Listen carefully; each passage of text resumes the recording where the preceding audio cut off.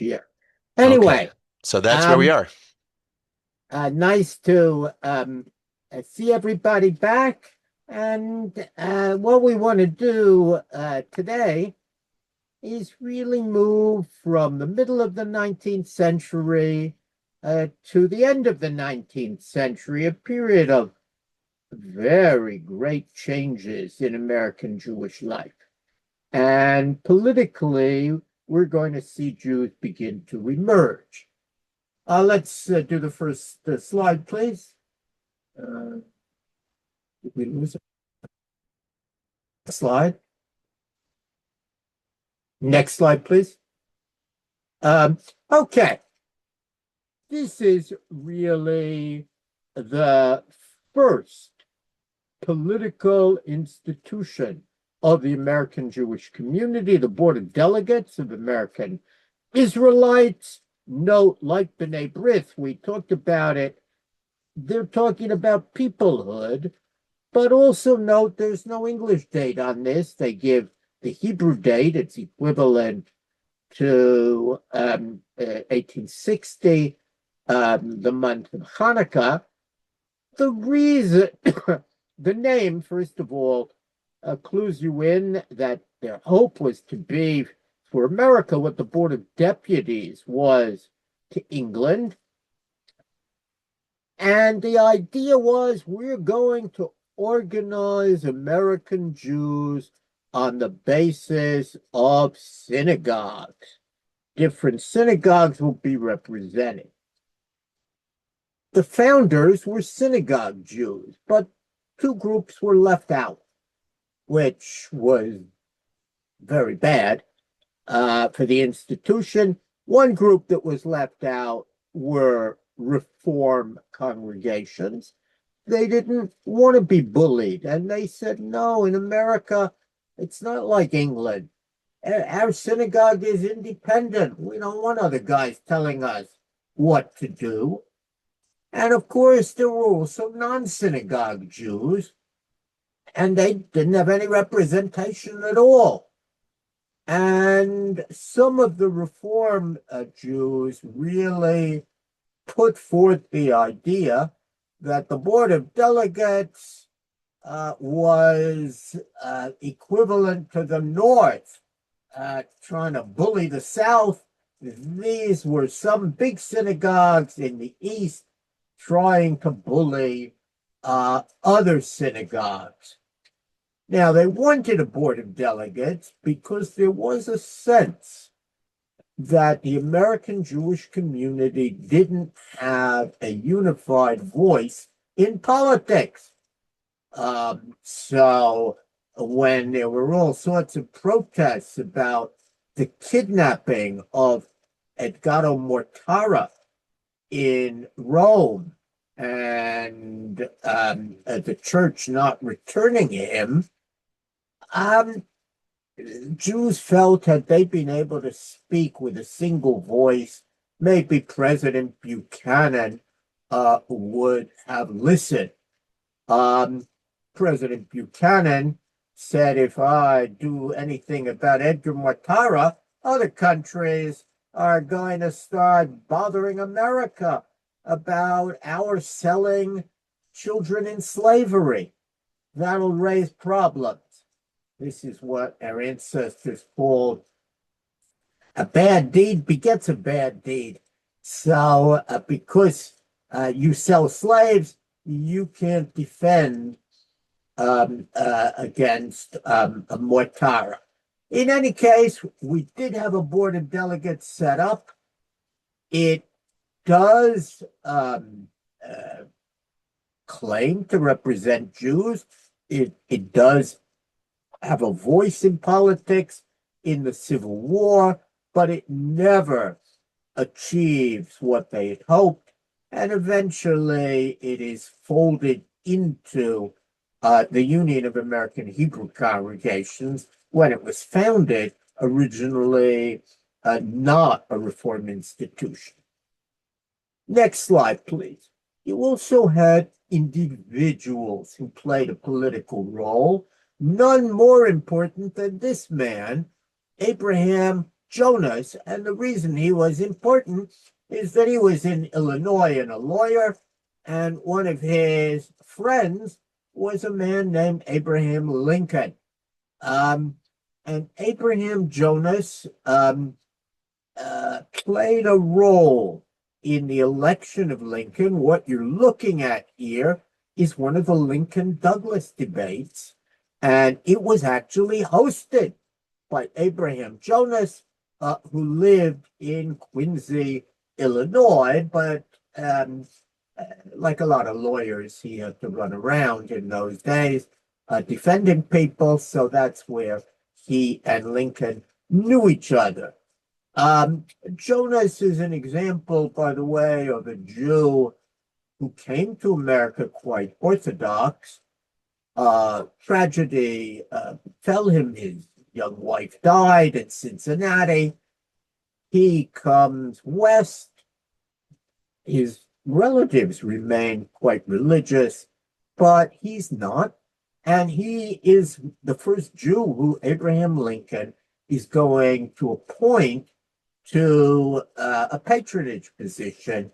He becomes postmaster. But he plays a behind-the-scenes role in the organization of the Republican Party. There's even a letter in which he tells them they should try and get Jewish voters, liberal Jewish voters, 48ers. And he also plays a backroom role in the party convention that selected Abraham Lincoln. In those days, there were a lot of shenanigans, which none of that is true today, especially at party conventions. And he knew how to play the political game, packing the halls and the like. And Lincoln was very grateful to him. There are significant letters between them. Another man involved in politics as an individual is Abraham Dittenhofer from the family of Dittenhofers, originally Southern, and had slaves. And Abraham, who is sent east to get an education, becomes persuaded that slavery is wrong, and he moves to New York. Does not go back to the South, eventually brings his family, his parents to the East, and he becomes a supporter of Abraham Lincoln as well in New York. The title of his book is a bit of an exaggeration, but what interests me about the title, How We Elected Lincoln, is that he's willing, as a Jew, to take that kind of credit rather than being afraid of it. That's also a sign that some of the anti-Semitic ideas about all Jews in power hadn't yet become significant. Dittenhofer becomes an important judge in New York, lives a long time, and remained active in political life, but like a lot of Jews, didn't run for office. They liked appointed office because there was less of a risk of facing what we saw last week, Mordecai Noah faced with an anti-Semitic opponent. Now, next slide. The person people thought would be the central political voice of the Jewish community was a British rabbi who comes in 1849, whose name is Maurice Rafal. He's an ordained rabbi. He, in England, had been a significant figure, I think second eventually to the chief rabbi. And there's a lot of evidence that the chief rabbi encouraged him to come to America to organize this fast-growing community, to keep it orthodox, but to modernize it. Just look at the way he dresses, like a good Protestant minister with a a special collar, but at the same time, unlike many of the other rabbis, he wore demonstrably a big skull cap. And also, unlike the others who spoke German and were often, it's not true of Isaac Mayer Wise, but a lot of the rabbis were not at their best when they had to make an address in English. Raphael was a brilliant orator to Jews and non-Jews. Nevertheless, he never achieved the role that was hoped for. Part of the reason for that is that on the eve of Abraham Lincoln assuming the presidency, and where it was clear states would secede, he gave a sermon called The Bible View of Slavery.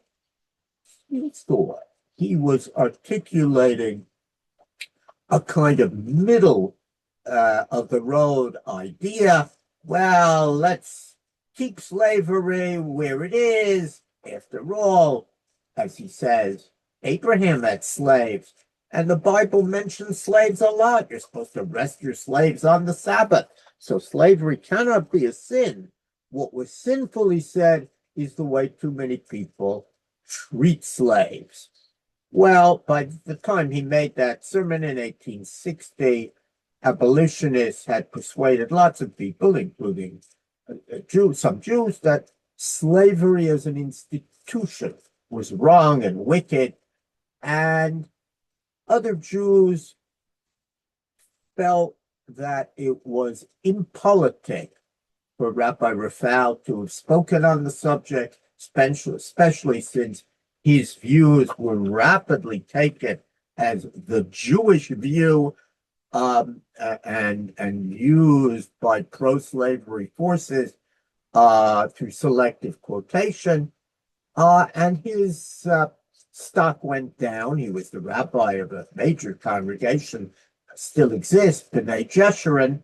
And then his wife died, and one of his children, who does fight for the Union, one of his children is wounded.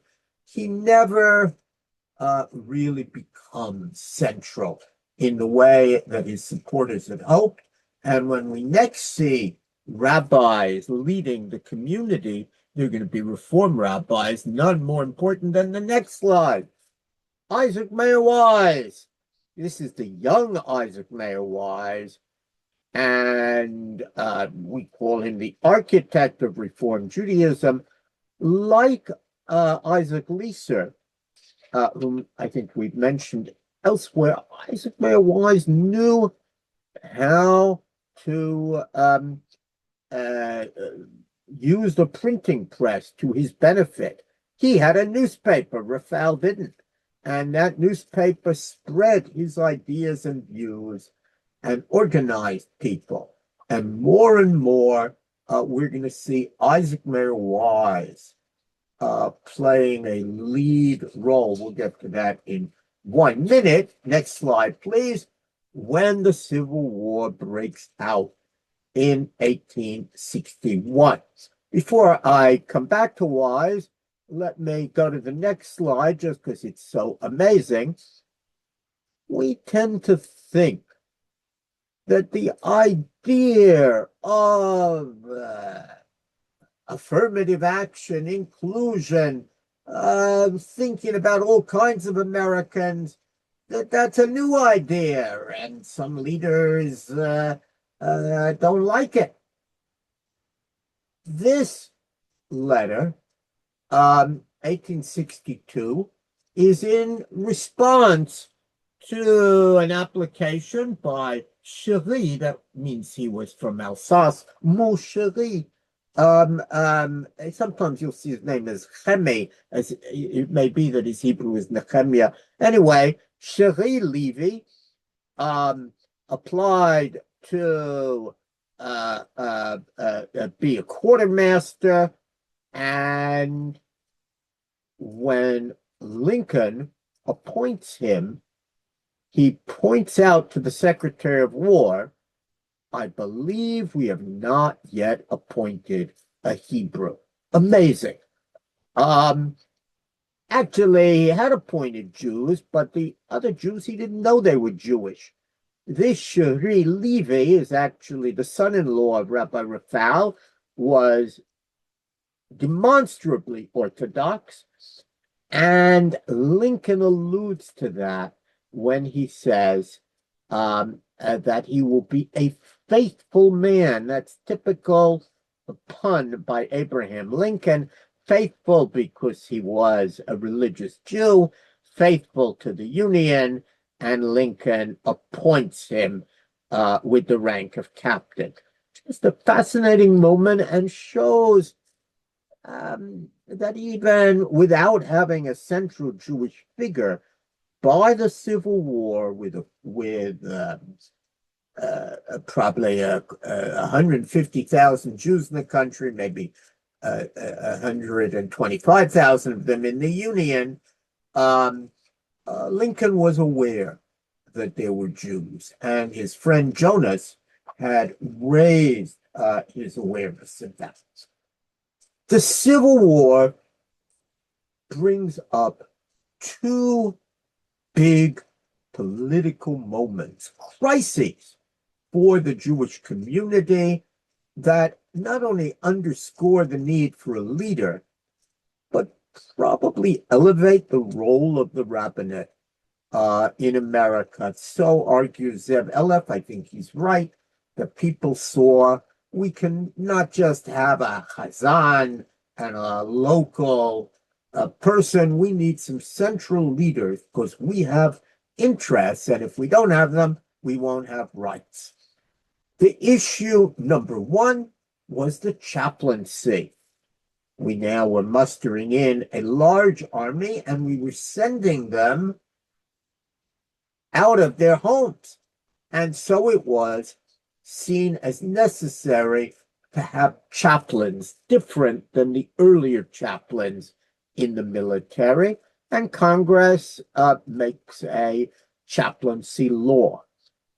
Probably without thinking a lot about it, they say, well, chaplain has to be a regularly ordained minister of some Christian denomination. We're very pluralistic, Catholic, Protestant, and so on. It does seem that one person pointed out there are non-Christians, but he wasn't very popular and they didn't listen. But then Jews realized once you had perhaps 7,000 or 8,000 Jewish soldiers. Hey, everybody else has a chaplain. They do important work. Anyone who's been in the military knows that the educational and pastoral role of the chaplain is very important. Why not for Jews? And also there was a realization that if you could have a law that benefited Christians over Jews, then Jews would be second-class citizens. And the man who led the fight was Isaac Mayer Wise through his newspaper, and he called on every American Jew to send letters protesting this. And actually, those letters exist. And hundreds of letters poured in to the government asking for this to be changed. And then, next slide, there was a kind of test case. Arnold Fischel, who had been sort of assistant rabbi at the Spanish and Portuguese synagogue here in Israel, volunteered to be a chaplain and in those days, the different units would elect a chaplain. The unit had significant Jewish soldiers, and they elected Fischel. He'll be our chaplain. They sent it up to Simon Cameron, Secretary of War, and Simon Cameron says, I'm very sorry, you're obviously highly competent, but I got to obey the law. The law says you got to be a minister of a Christian denomination. You don't look like you fit that role. Official, and this is important, and the Board of Delegates had a lot to do with it. Official decides to go to Washington and protest to Abraham Lincoln. Some Jews thought at what time you should wait till after the war, but the majority felt no. What are we fighting for? Official goes to Washington, personally meets with Lincoln, who of course knew nothing about it and or hadn't paid attention, shows him all sorts of documents, and Lincoln, who was always sensitive to this, finds that the law with regard to chaplains is deficient, and now it's his job to sort of figure out how to get around that. It doesn't happen overnight, and that's part of the reason I think why Wise continues this letter writing campaign. But next slide, please. Eventually, they come up with a solution that actually interprets Christian to mean regularly ordained minister. So they are construing the earlier, it was easier to get through Congress, the earlier law to mean something a little different. Of course, a regularly ordained minister was no problem for Jews, and suddenly America is not a Christian country, and that's being made clear. And the amazing thing is that as the years go on,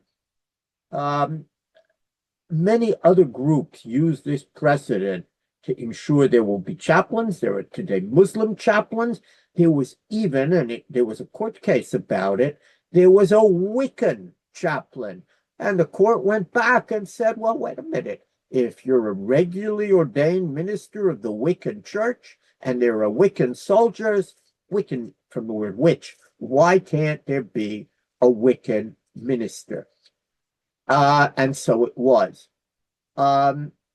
Interestingly enough, a woman applied to be chaplain, not Jewish. Lincoln said, why not? But the Secretary of War felt it would be harmful in those days to the military, so it took many more years before women were accepted, and there was a whole issue in the Jewish community about it, but that's for a much later date. So we have an issue. Jews fight for their rights respectfully, that they have a test case, they win, they are empowered, they've made the point, crucial, that they are a minority religion, but in the United States of America, where Congress shall make no law respecting an establishment of religion, Christianity cannot be established, not even in the military, not even in wartime, even though there were people who said, well, why should my tax dollars go to pay a Jew? And the answer was, read the Constitution. But that was not the only problem that Jews had in the Civil War. The greatest single political challenge that Jews had, this is the most anti-Semitic order in American history that you're looking at, Ulysses S. Grant, General Order Number 11, of expelling Jews as a class from his war zone. He wasn't yet general-in-chief of the military, but he was head of the Army of the Tennessee, which had a large amount of territory because he was a great general. Why did Grant do it? It was all about fighting smuggling. Grant, some of you've heard this, Grant believed that if you could end smuggling, the South would starve and the war would end. And he thought Jews are smuggling. Indeed, in that period, a lot of people used the word smuggler and the word Jew as synonyms. Now, were there Jewish smugglers? Absolutely. Were there non-Jewish smugglers? Absolutely. Some of the biggest smugglers were soldiers because they were moving between North and South. They weren't paid very well, and they added to their income. You could make a huge amount of money smuggling in both directions because the North and the South were interdependent. But Grant gives this order, and now what is going to, how will Jews respond? Fortunately, next slide, please.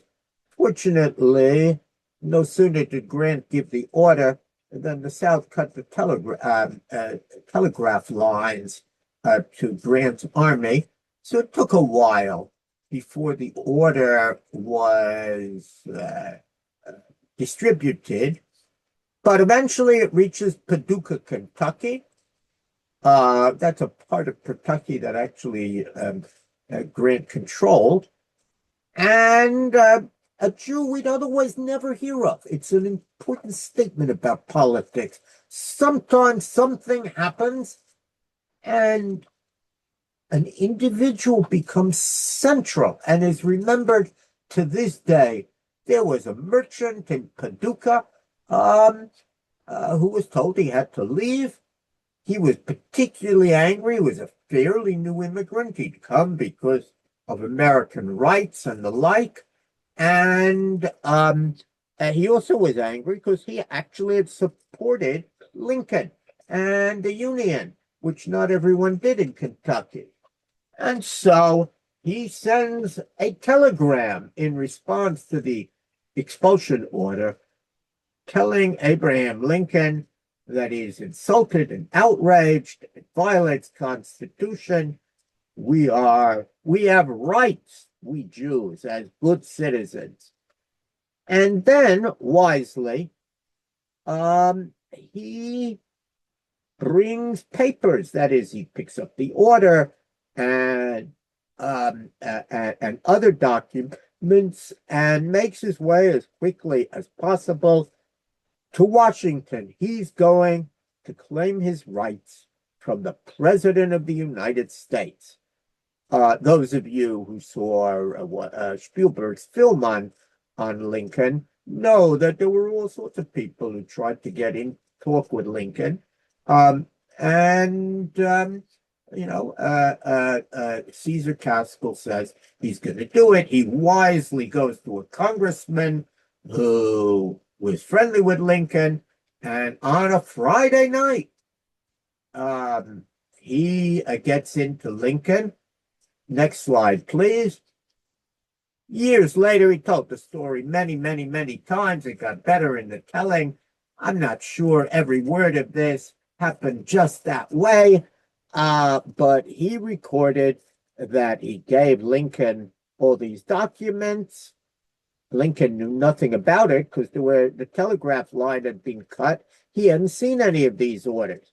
And it's a very interesting quote. It reminds us how Americans view Jews in biblical terms, certainly Lincoln.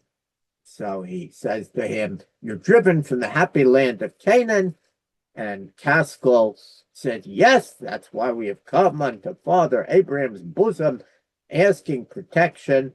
Lincoln, that protection they shall have at once.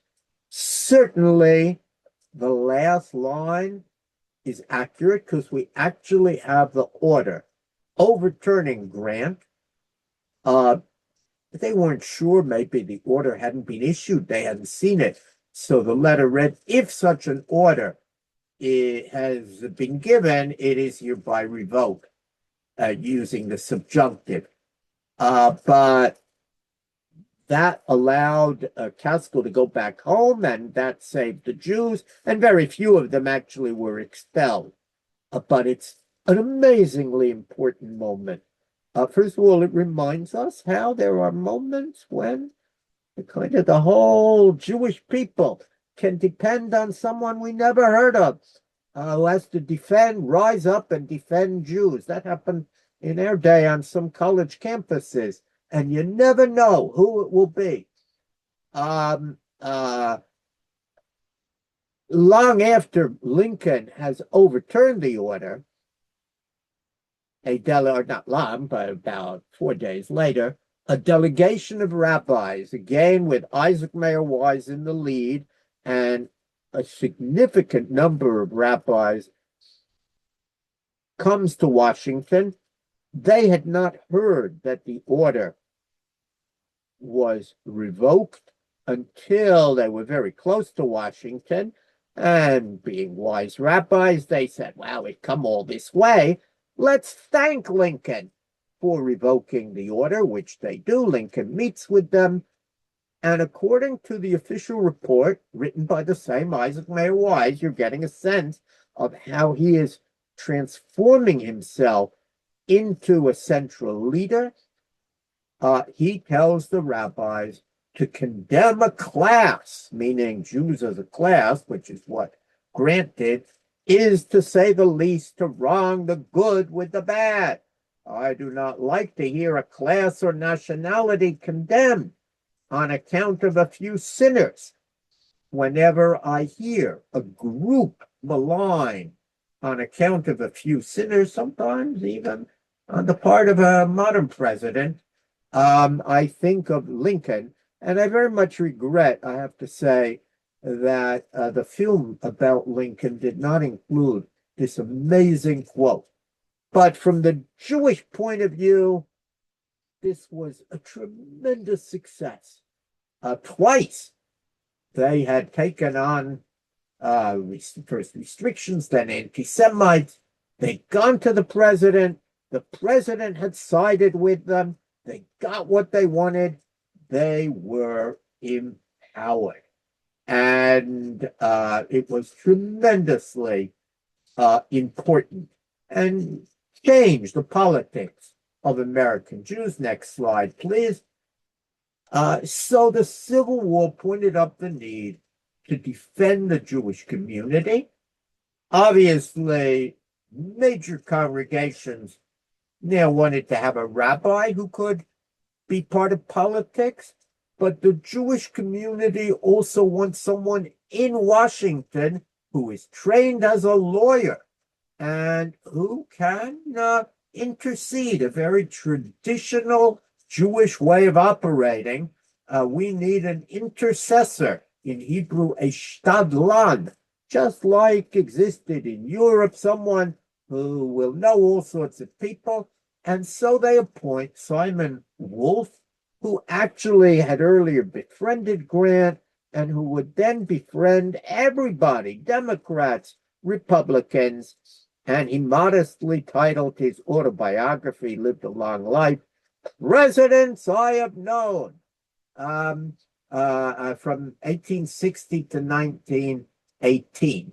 But here we begin to see, for the first time, a successful way of interceding. And Simon Wolfe, time and again, will defend Jewish interests and push forward Jewish candidates for office and the like. Now, moving forward 8 years. Next slide, please. Ulysses S. Grant runs for president.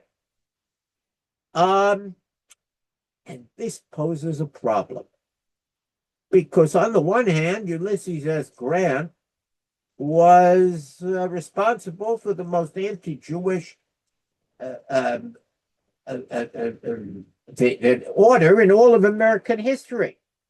On the other hand, he was a hero of the Civil War. By the end of the war, people credited him with the Union victory.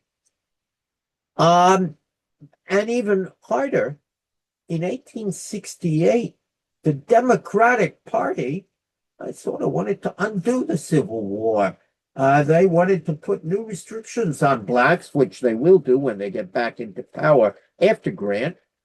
So Jews wondered, can we vote for a man who had done this evil to us? And if not, should we vote for a party that's so bad for the country? just to avoid voting for a man like Grant. And that issue is debated. If you want to read that back and forth, I have a whole chapter on the 1868 election, which is the first election where Jewish issue is front and center in the election. I have a whole chapter in my book, When General Grant Expelled the Jews. Jews were split. I think more of them in the end did not vote for Grant. Some of them apparently didn't vote at all. But 4 years later, they do vote for Grant. Grant spends his presidency atoning, and he appoints Jews to office. Whenever Jews ask him to do something, he tries to say yes. By the time Grant dies, Jews consider him a hero. It's really a fascinating story, not only on the personal level, but on the success of Jewish politics. But let's move on. Next slide. This is an election. If someone wants to write an interesting book, it would be on the 1896 election and the Jews. We remember the 1896 is McKinley, but William Jennings Bryan was different than previous Democrats. He was a populist, and he was a Christian minister, and he gave a very famous speech in papers from one end of the country to the other, in which he said, "We will not crucify mankind on a cross of gold."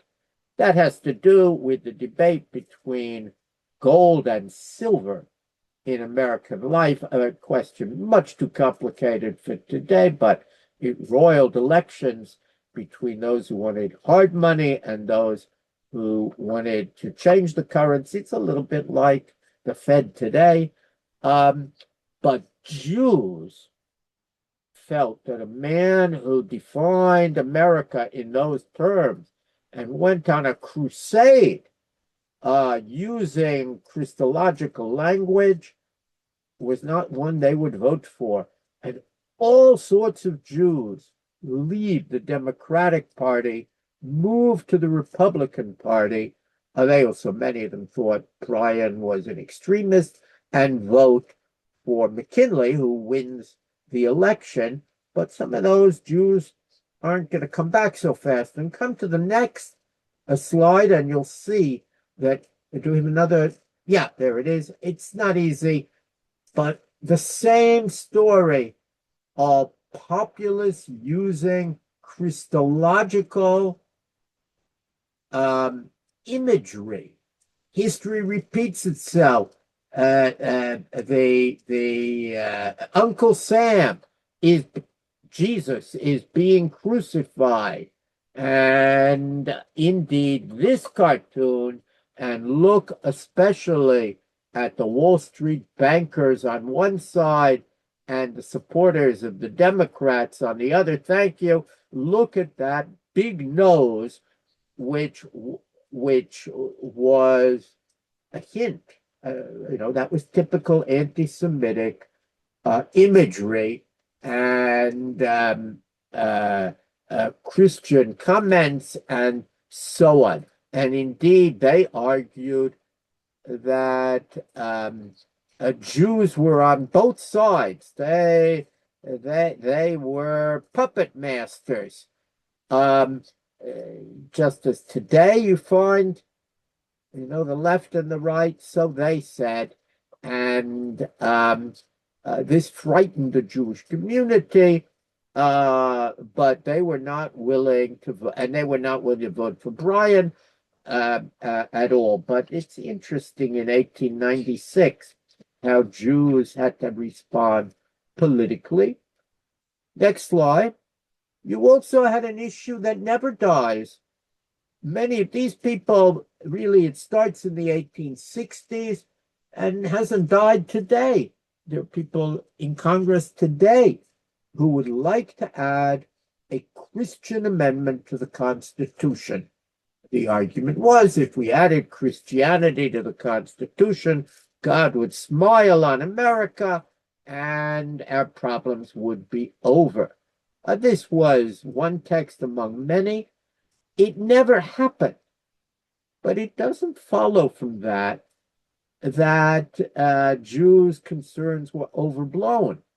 It didn't happen because every time Jews opposed it and tried to build coalitions to make sure it didn't happen, it's not so easy to amend the Constitution. But suddenly there is a big issue, and again, Jews need to organize to make sure that America doesn't lose that element which had drawn Jews to America in the first place, religious liberty. Next. And then next slide, please. And then we begin in the 1860s, indeed, right after Grant's presidency, and at the very same moment when Jim Crow legislation is being approved and blacks are being barred and really apartheid, different water fountains, bathrooms, and certainly barred from hotels, we find that, and it's publicized all across America, that the Grand Union Hotel, owned by Judge Hilton, not related apparently to the Hilton hotels, has barred Jews, and not just any Jew, not just all Jews, but it barred one of the most famous Jewish bankers of the time,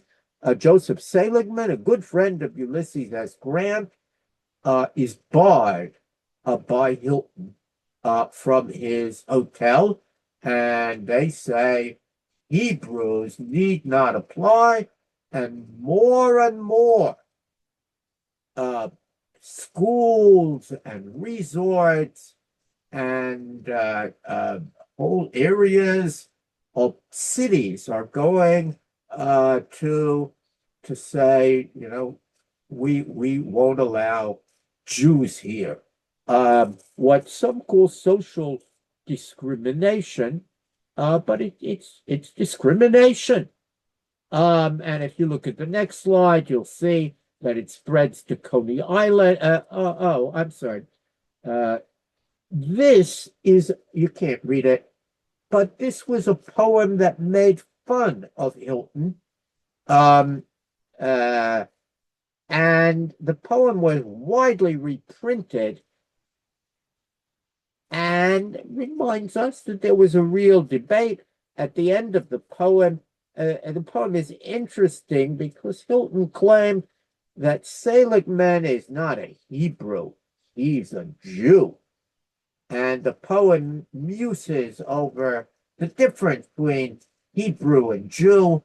And in its last line, it wonders, was Jesus a Hebrew or was Jesus a Jew? Which, of course, spoke to Christians. If you go to the next slide, you'll see similar concern. The Jews are taking over.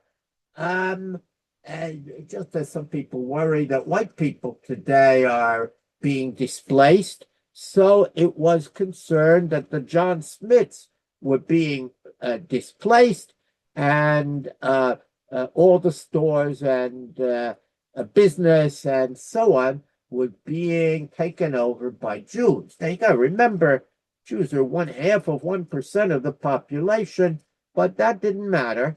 And those who worried about Jews as outsiders suddenly felt empowered in the late 19th century. This is a moment parallel to our own when very rapidly there is a shift from what Jews hoped, a new era when Jews will be accepted and loved. And by the late 19th century, the very opposite. Jews are being barred even from clubs and institutions that they had helped to create. And This is not due to East European Jews. There are only a few East European Jews coming in 1882. This was really a shift towards the right and concern about the nature of America. And blacks are kept out. Race is going to rise, and so on. And the next, next slide, another place, ironically, over what happened, but Coney Island banned Jews. They came back, but this volume, which you can find on the internet, will give you a sense of the openness with which discrimination is supported. We don't want to be with those kinds of people. And the Jewish community turns inward. And for young Jews who had grown up in a different America, this change was not only heartbreaking, but it forced a real change in the way people responded, a sense, oh, maybe we'd assimilated and forgotten what Judaism is. They're attacking us on the basis of our blood. We can't change that. Maybe we should learn more about what it means to be Jewish. And we're going to see that in religion. The last slide is simply to show you that in this period of the late 19th century, we do begin to see Jews emerging on the national scene, and these folks are known to be Jews. They tend to come from Jewish areas. They are wealthy, but these are Central European Jews, usually their children who of immigrants, and they persuade their neighbors to elect them. Not one of them is just elected by Jews, and some of them will be quite well known and respected. Since I earlier showed you a slide of a man named Jonas, yes, Benjamin Franklin Jonas is part of the same family, one of the important families of that time. So what we're seeing is by 1900, there is a political voice. Yep, and Jews have had political issues, and they had to learn how to deal with those issues. There were rabbis, there were lay leaders, there were Jews in Congress, and that's going to pave the way for the 20th century when, of course, a Jewish engagement with American politics is going only to grow, and there'll be a new issue of great concern to Jews, in addition to those we've seen heavily anti-Semitism type issues, and the new issue is going to be free immigration. All right, there must be questions.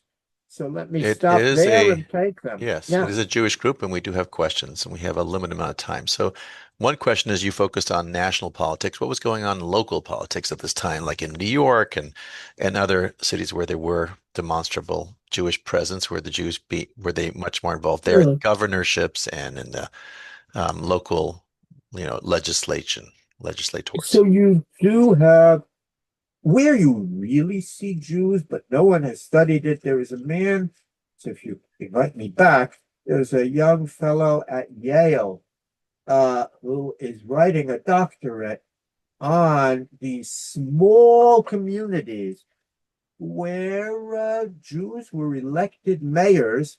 Often they were quite central. They had the store, or people knew them and trusted them. We don't know a lot about them, but it seems that in some of those places, the fact that they were Jews and cosmopolitan was a benefit. And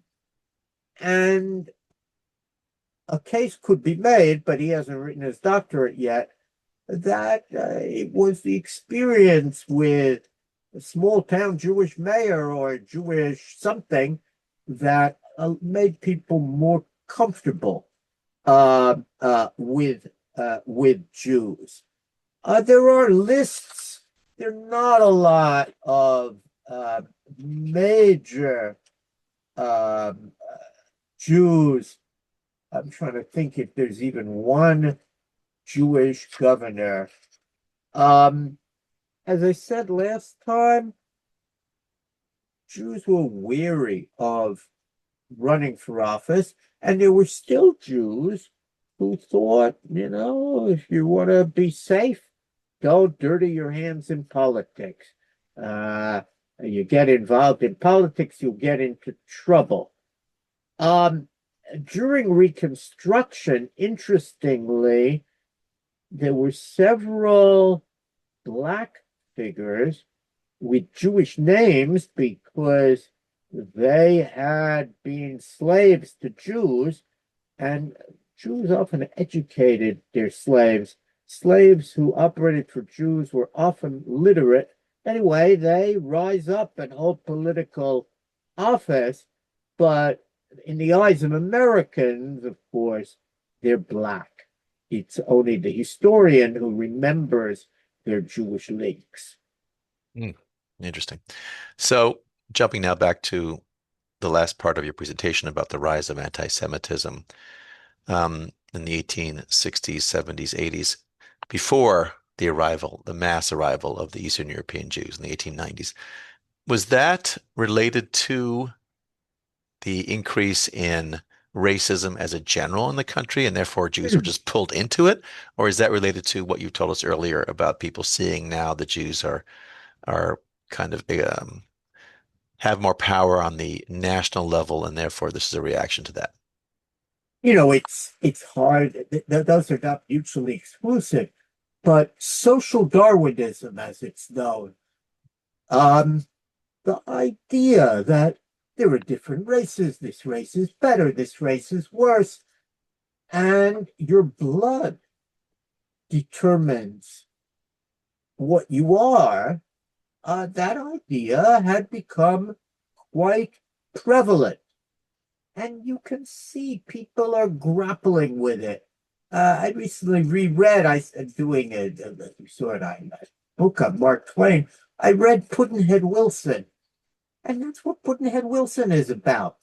This guy has one drop of Black blood, and is that the reason that he turns out bad?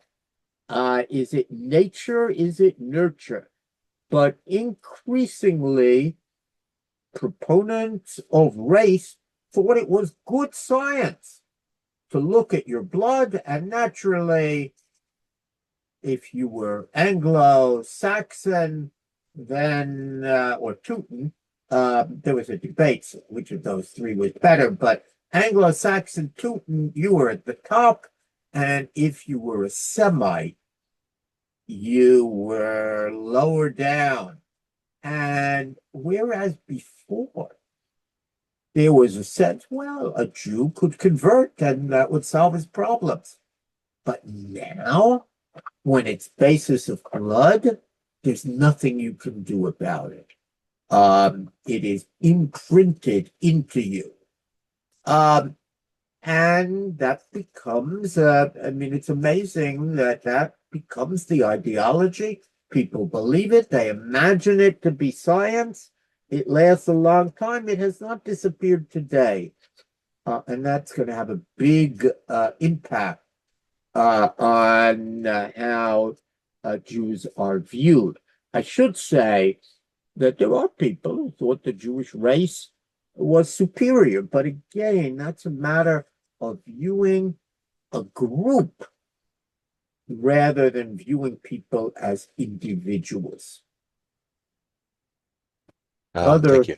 Yeah. yeah. So, last question. You spoke about individuals like Caesar Caskell. Is that really his name was Caesar? Okay.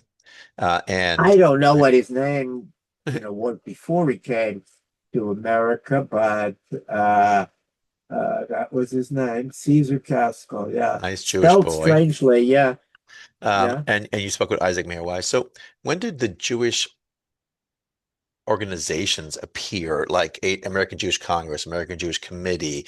Nowadays we know about AIPAC. We know about all these powerful lobbies in the DC area. You spoke about individuals, but when do these That's institutions now move to DC and represent the Jewish community? yeah. Um, every one of those you mentioned is 20th century, so we'll talk about it next week. Um, what happens is, I would say that two organizations, and Simon Wolf became their agent of both of them in Washington.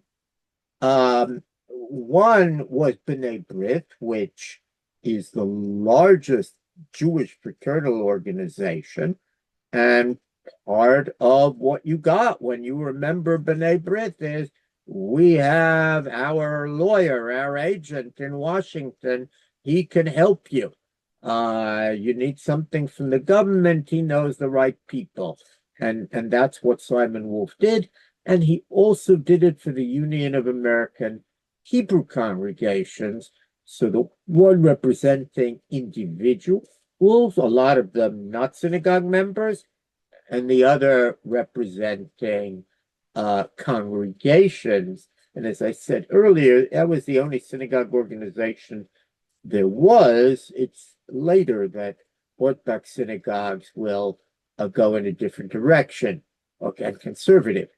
But the big organizations, which is a different model, the American Jewish Committee is founded in 1903, certainly occasioned by the Kishinev pogrom, and it's called a committee for a reason.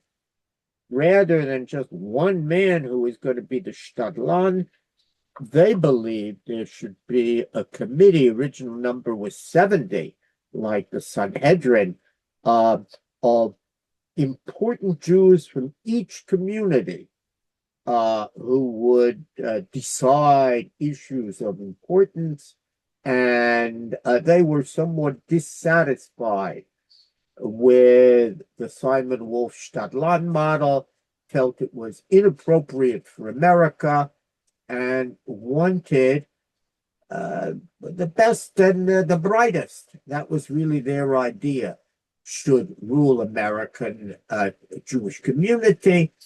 And that is going to be disputed within one generation by Stephen Wise and Louis Brandeis, who say, no, we're a democracy in this country, not ruled by the best and the brightest, many of whom happen to be Central European in origin. We should have an election. And that's why they called theirs the American Jewish Congress. We don't want to be led by a committee. Let's have a Congress for which we will vote. For all sorts of reasons, it didn't work out the way they hoped it would. But it did make change. B'nai B'rith also moves, and still today has an election for its leadership to make the case we want to be democratic and not like those East European countries that had a Stadlan, a central intercessor who represented us. If we're going to have a representative, let it be people who we vote for. I would say that the Chabad organization, Chabad Lubavitch, still believes to a considerable extent in the Stadlan model, and their representative in Washington, his job is to befriend whoever is president, Democrat or Republican. And those who know Rabbi Shem Tov, there was an older Rabbi Shem Tov who knew everybody worth knowing in Washington, and he'd look at you once and remember your name forever. I mean, personally. And his son is the same way. And they believe that is the right way to defend Jewish rights, and they'll point to many benefits of those kinds of personal connections, what the president would call deal making. Others within the Jewish community had very different ideas of how the community should be run. We'll say more about that perhaps over the next 2 weeks when we move into the 20th century when much will change. Thank you. Other, So yeah. join us next Thursday for more evolution of Jewish community in American politics. The topic is from Eugene V. Debs to Lyndon Johnson, Jews and Progressive Politics. With that, we wish you all a happy Shabbat, time off to consider the stuff we've been learning. Looking forward to see you all next week. Thank you for joining us. If you're in Orange County, I hope you'll come to the Neshama Karbach concert January 31st. I will be there. And some of you I see already have tickets. It's only about 20 tickets left, so make sure you get them. Thanks, everybody. Take care. Bye, Professor Sarna. Thanks.